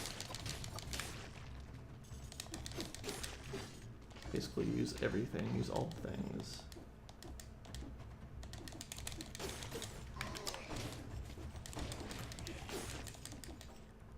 Oh, this just didn't come out here.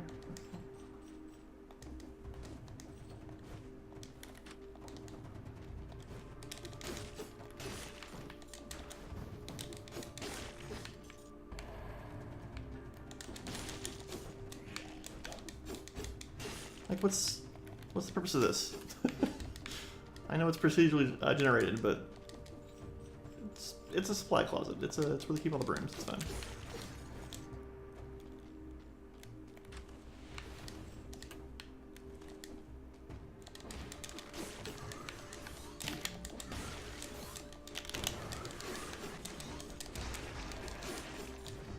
Thank you, my bowed wormlings. Appreciate your efforts.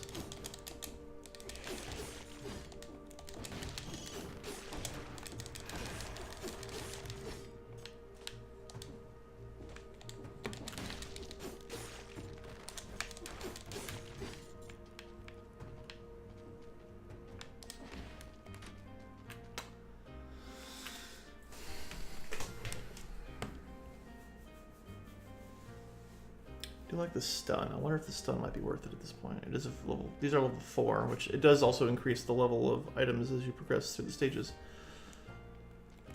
And we got money to burn.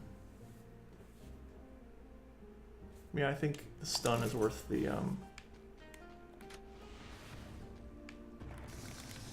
it's worth it. Especially if we end up getting to that mid boss where I can maybe stun him and do some work to him.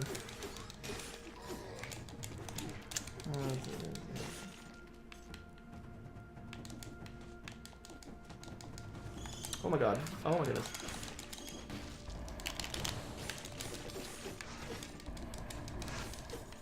It's a lot of little angry men. Okay, run away, run away.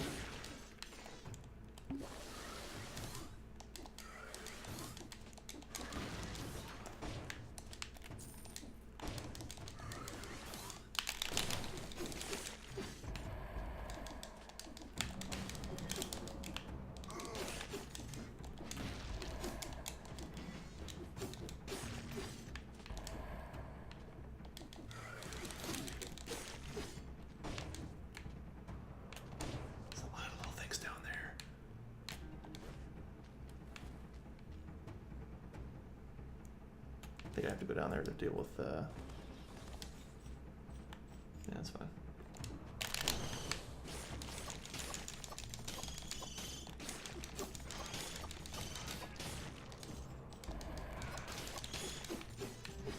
If anything, it's been a nice resource to get some health back.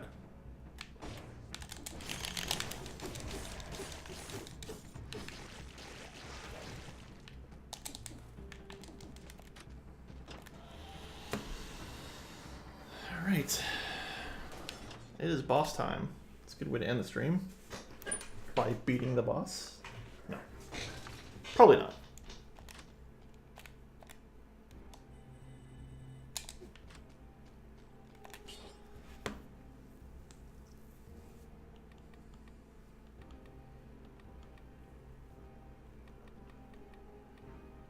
Yeah, let's cool down our grenades.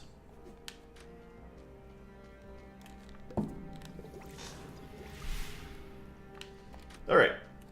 I am full of confidence. No. Okay, obviously I won't talk while I do this because I want to not do poorly.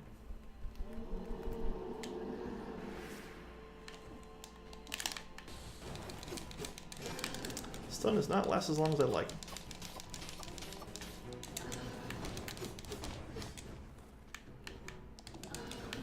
Cooldown is nice though. Angry.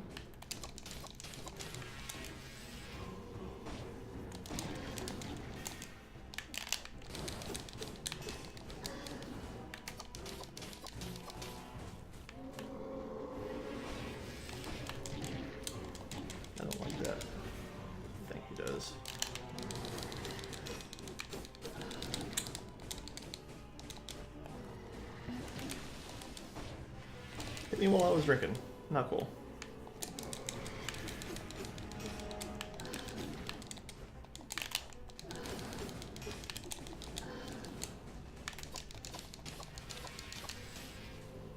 Yeah, I feel like his health is just ridiculous. I don't know. And he does the pushback. He does this thing which I can't interact with. I gotta wait till he's done before I can. It's just.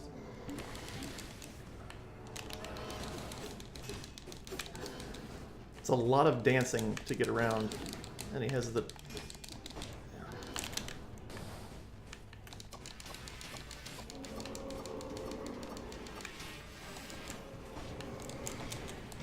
Oh. I mean, I'm not doing terribly. It's just. Oh. I'm not. It's. I just died, so I did terribly. All right.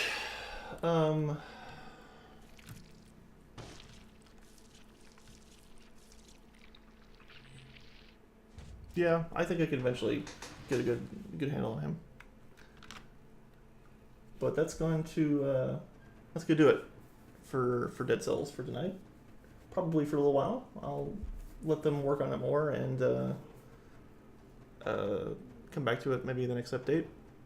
Definitely will, talking about this is maybe want to bring up Binding of Isaac and a couple of other games, so we'll maybe do those next on our kind of this particular the whole Let's Talk, which is a provisional name, but where I'm, as you may have encountered, doing lots of babbling and talking and more in depth, just trying to unpack what's working with the game, what's not, and other kind of streams I'll just chill and play stuff and not try and unpack it so much. But if you've enjoyed any of this, give me a follow or give me a shout out, and we'll try and do more things in the days to come. Thanks for stopping by.